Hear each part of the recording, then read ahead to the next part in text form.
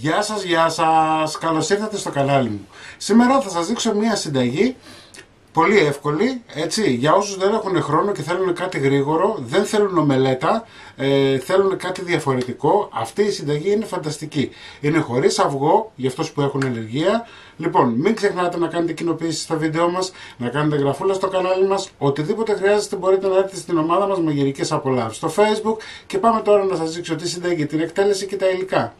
Έχω καθαρίσει και έχω πλύνει πατάτες, είναι έτσι όπως τις βλέπετε 1 κιλό ακριβώς, καθαρισμένες 1 κιλό πατάτες, εντάξει. Θα τις τρίψουμε στο χοντρό του τρίφτη.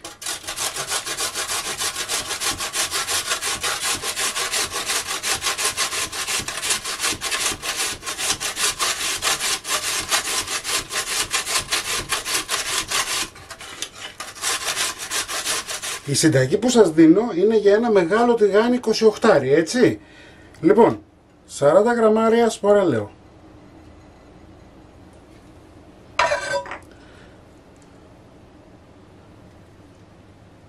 Να πάει παντού. Θα πάρουμε από τις πατάτες και θα κάνουμε ένα σώμα .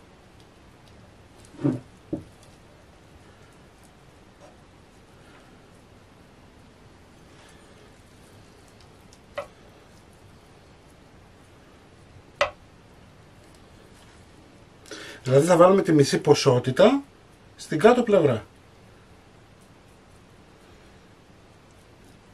Είναι πανεύκολη συνταγή, πεντανόστιμη, θα την ευχαριστηθείτε. Τα πιτσιρίκια θα την ελατρέψουνε.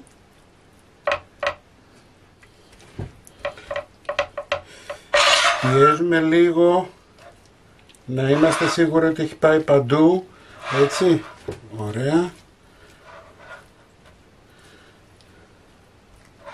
Λοιπόν, ανάβουμε τη φωτιά μας.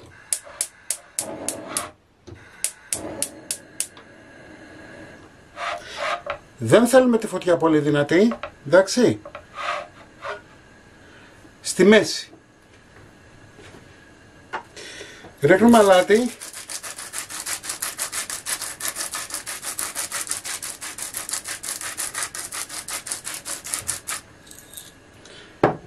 Πιπέρι.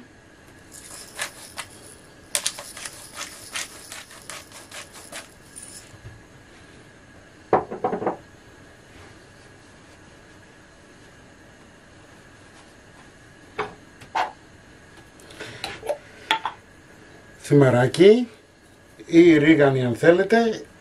Τα μπαχαρικά να ξέρετε πάντα στις συνταγές όλες είναι προαιρετικά, έτσι. Όποιος θέλει βάζει, όποιος θέλει δεν βάζει. Οτιδήποτε δεν του αρέσει από θέμα μπαχαρικού. Δεν αλλάζει η συνταγή.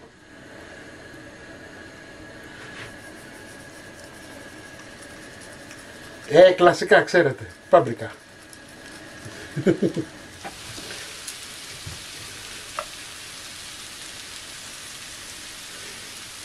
Διορθώνουμε λιγάκι, έτσι, δεν θέλω τη φωτιά δυνατά. Θα βάλουμε μπέικον.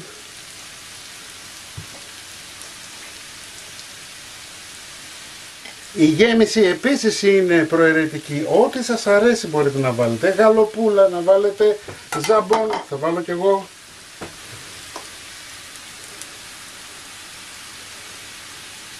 Απλά δεν θέλω να μου το πάτε μέχρι την άκρη. Είναι πλούσιο φαγητό, μην το βλέπετε έτσι. Έτσι, 200 μπέικον, 150 γραμμάρια μπέικον, 200 γραμμάρια ζαμπόν, τυρί. Το τυρί δεν μας νοιάζει να πάει και λίγο στα πλάγια. Έτσι και αλλιώς θέλουμε να κολλήσει.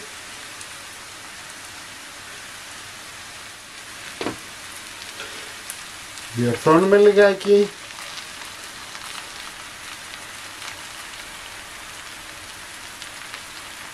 Πάμε να ρίξουμε τώρα τις πατάτες, θα τις ρίξουμε πρώτα από εδώ. Έτσι.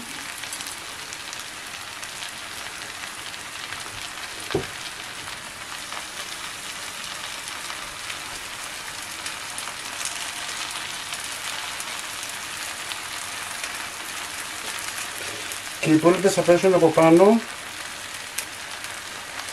Δεν τις τραγγίζετε τις πατάτες, το θέλουμε το άμυλο. Πάμε να διορθώσουμε τώρα.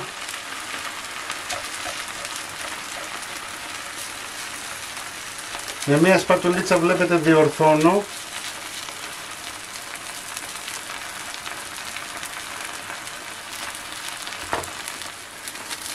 Εννοείται ότι μπορείτε να βάλετε και ελαιόλαδο εάν θέλετε, έτσι, όμως το σπορέλαιο, το ηλιέλαιο το βοηθάει και γίνεται πιο τραγανή η πατάτα.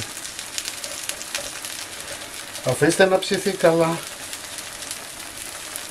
Εσείς το μόνο που θα κάνετε είναι αυτό που κάνω εγώ τώρα, δηλαδή μαζεύετε το φαγητό όλο προς τη μέση. Βλέπετε, δεν είναι κολλημένο, δεν κολλάει. Και αφού το αφήσαμε 4-5 λεπτά, πάμε να το γυρίσουμε. Θα βάλετε λίγο σπορέλαιο σε ένα πιάτο.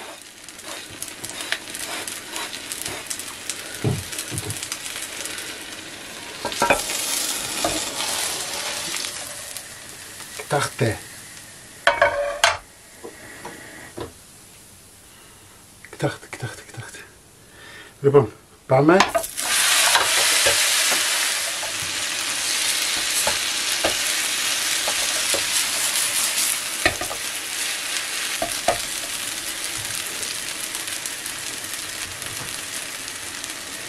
Σε αυτό το σημείο θα βάλετε άλλα 40 γραμμάρια σπορέλαιο.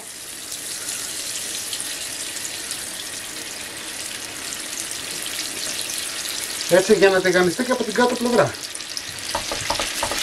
Το αφήνετε 5 λεπτά να τηγανιστεί και από αυτή την πλευρά. Λοιπόν, από τη στιγμή που έχει πάρει σώμα, βλέπετε, μπορείτε να το γυρίσετε όσες φορές θέλετε, έτσι. Αρκεί προσοχή, λιγάκι με το λάδι, θα πρέπει πρώτα να βγάζετε το λάδι και μετά να γυρνάτε, εντάξει. Ξέχασα κάτι σημαντικό να σας πω. Όταν θα βάλουμε από πάνω τις πατάτες βάζουμε πάλι αλάτι, πιπέρι, βάζετε πάλι μπαχαρικά, έτσι. Εγώ ξέχασα, το έκανα μετά όμως, για να μην υπάρχει πρόβλημα. Λοιπόν, είμαστε έτοιμοι. Έχει γίνει φανταστικό. Κλείνουμε τη φωτιά. Πείτε μου τώρα, ποιος μπορεί να αντισταθεί σε ένα τέτοιο πιάτο. Εύκολο, γρήγορο, τραγανό. Μην ξεχνάτε να κάνετε κοινοποίηση στα βίντεό μας, να κάνετε γραφούλα στο κανάλι μας. Οτιδήποτε χρειάζεται μπορείτε να έρθετε στην ομάδα μας μαγειρικές απολαύσεις στο Facebook. Κομμένο θα το δείτε στην αρχή του βίντεο και εμείς θα τα ξαναπούμε πάλι σύντομα. Να είστε καλά. Γεια σας.